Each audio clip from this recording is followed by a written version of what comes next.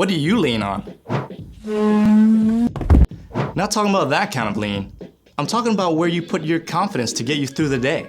Maybe you like to lean on getting all the right answers. A+. Or maybe you lean on running the fastest or getting picked first in PE. You might lean on being able to make people laugh. What's the best way to throw a birthday party on Mars?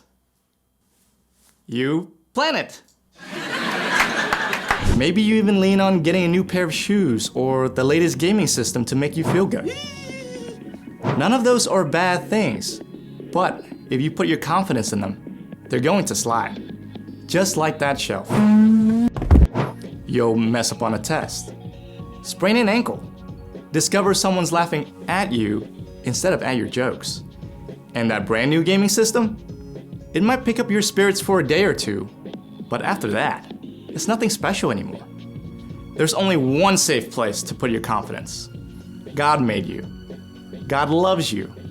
And you were designed to lean on God. Even when your day doesn't go the way you hoped, God doesn't change. When you have to wait, God is still there. And when you're worried or anxious, God still has a plan. God can be trusted over and over again. When you ask God each day to guide your steps and trust God to give you the strength and confidence, others can see that peace and freedom that comes with it. They can see God at work in you. That's why trust is such an amazing way to worship God with your life. Because worship is about more than just singing loud. It's all about living loud.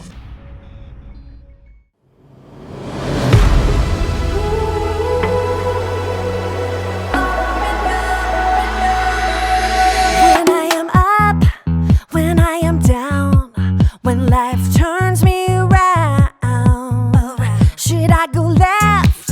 Should I go right?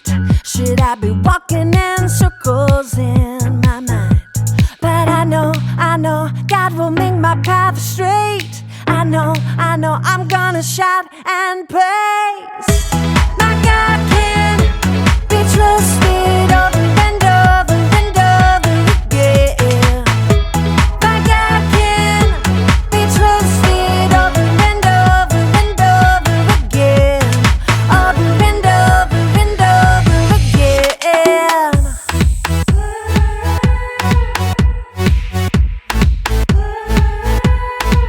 When I am up, when I am down, when life turns me around, should I go left? Should I go right? Should I be walking in circles in my mind? But I know God will make my path straight. I know I'm gonna shout and praise. My God can be trusted over and over and over again. My God can be trusted over and over and over again. Over and over and over again. I'm confident. My God can. I'm confident. My God can. I know. God will make my path straight. I know. I'm gonna shout and praise. I know. God will make my path straight. I know. I'm gonna shout and praise. My God can be trusted over and over and over again. My God can be trusted over and over and over again. My God can be trusted over and over and over again. My God can be trusted over and over and over again. Yes, He can. Over and over and over again. I'm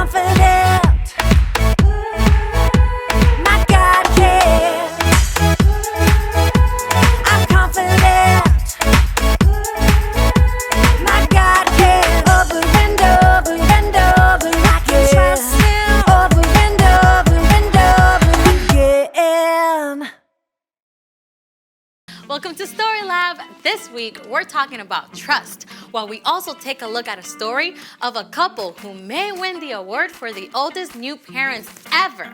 Oh, and wait for this. Wait for it.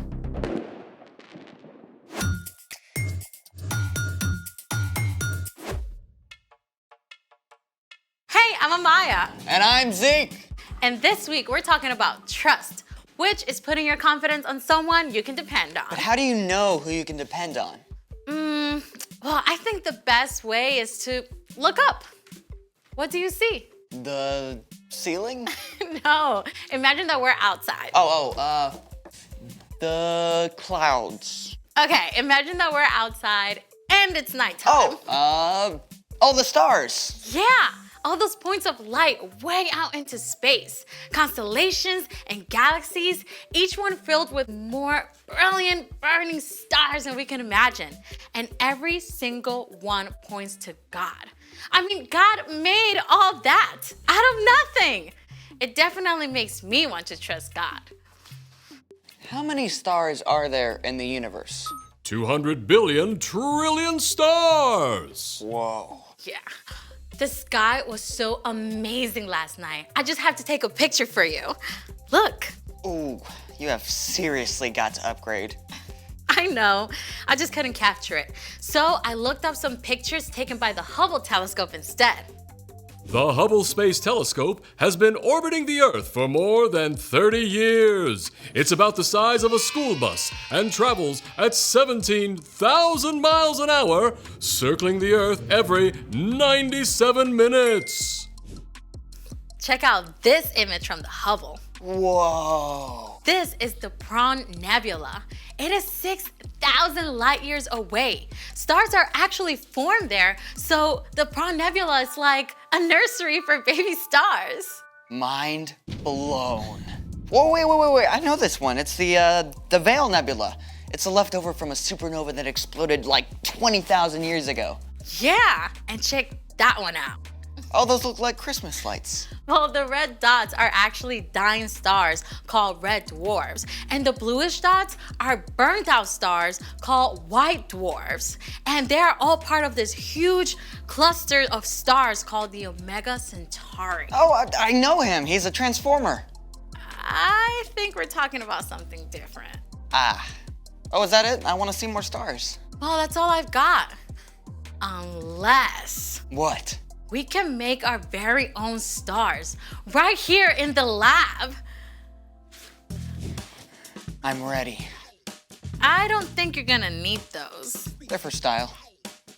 Okay then, let's make it. Follow along and you can do this at home if you like.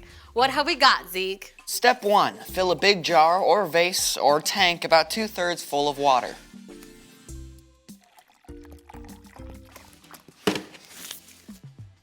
Step 2, pour oil into a small bowl.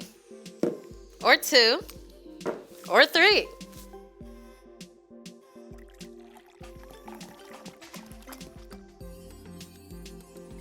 Step 3, add 4 or 5 drops of food coloring to the oil. You can use up to 3 colors.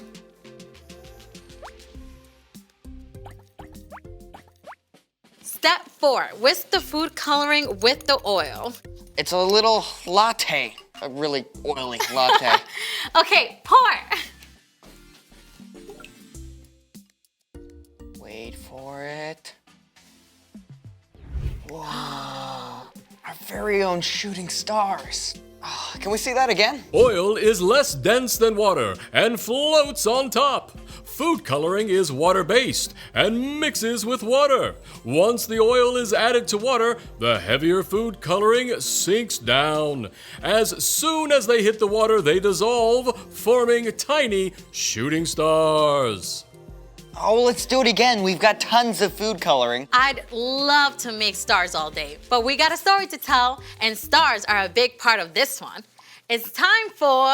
The story before the story. Today, we're in the very first book of the Old Testament, Genesis. God made our amazing world, but sin entered the world. People turned away from God and went their own way. So God picked one man, a guy named Abraham, And even though Abraham was like 90 years old and had no kids, God told him to look up. God promised Abraham he'd have more kids than stars in the sky. Yeah, and the whole entire world will be blessed through Abraham's family. But Abraham and his wife, Sarah, they waited for years and years, and they still didn't have kids. Which is where our story starts. We're ready. Hey everyone, I'm Brian. It's amazing how all of creation can talk to us about God. You know, after God told Abraham that he and Sarah would have more kids than there are stars, I bet they went outside at night a lot more. More children than all those stars? Are you sure that's what God said? He promised. He said, we'll have a son. God's promise was clear, but Abraham and Sarah spent years staring up at those stars, waiting and wondering. They were both old, like old enough to be great-grandparents. Could they really have a brand new baby at their age? But at last, one day when Abraham was 99 years old, God met with him again. It was the very hottest part of the day, and Abraham was sitting in the shade of his tent when he saw 3 strangers approaching. Abraham knew right away they were visitors from heaven. He went to greet them and bowed low to show them honor. My lord, if you are pleased with me, don't pass me by. Let me get some water so you can wash your feet and rest under this tree. Let me get you some food to give you strength, and then you can go on your way. All right, do as you say. Now, making a fancy meal back then was a lot more than just heating something up in the microwave. Abraham found Sarah in the tent and asked her to bake bread. And then he picked the best calf from his herd and asked a servant to prepare it. Here is some stew and a fresh loaf. My wife makes the best bread in the whole land. Where is your wife, Sarah? Over there in the tent. Now, you had better bet that Sarah was listening in on this conversation. I mean, here are 3 strangers out of nowhere who Abraham believes are from God. I mean, she definitely wanted to know what was up. I will surely return to you about this time next year. Your wife, Sarah, will have a son. Now? After all this time? I'm worn out, and my husband is old. Can I really know the joy of having a baby? The Lord knew exactly what Sarah thought and said to Abraham, Why did Sarah laugh? Is anything too hard for me? I will return to you at the appointed time next year. Sarah will have a son. I didn't laugh. Yes, you laughed. Oof. Sarah seriously got called out there, but God wasn't angry with her. God was gracious to Sarah, and Sarah did become pregnant, and after some time, she gave birth to a baby boy. God has given me laughter. Actually, everyone who hears about this is going to laugh along with us. I'm so old, but here I am taking care of a baby. What should we name him? What about Isaac?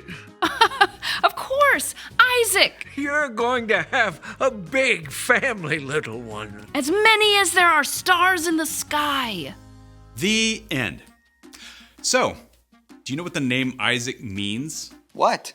One who laughs. Well, that is spot on. Can you imagine how it felt for Abraham and Sarah to wait all those years? I have a hard time just waiting for the microwave popcorn to finish. I know, right? Waiting can be hard. But here's the awesome thing. God is always trustworthy. God promised Abraham that the whole world would be blessed through his family. And it took hundreds of years, but the whole world was and is blessed because of one of Abraham's descendants. You know who I'm talking about? Yeah, Jesus. You got it. You can trust God all the time, especially when you're having to wait. Thanks, Brian. So, what is our part in the story? Well, maybe you're having to wait for a broken arm or a sprained ankle to heal. You can trust that God is still with you, and God still loves you, and you can ask for God for the patience to keep waiting. I remember when I had to wait forever when my mom said she'd get me my phone. I guess I could have trusted God more instead of just asking her, can I have my phone yet? Can I have my phone yet? Can I have my phone yet? Can I have my phone yet? Okay, yeah, Can we get it. Sorry. I actually had to trust God yesterday. My dad promised to play tennis with me after he got home from work, but then he had a video call that took over an hour. I had to trust God to give me a good attitude. Yeah, the truth is, we're gonna have to wait for things. Sometimes we'll have to wait on God. But even while you're waiting, you can trust that God is still there and that God still cares about you. Got it? Got it. Wait for it. So, here's the thing. Trust God even when you have to wait. Yep, I can't wait for tonight when I get to see the actual stars. I mean, I can wait, but you get it. Thank you for joining us in the Story Lab. See you next time. Here's something to check out while you wait.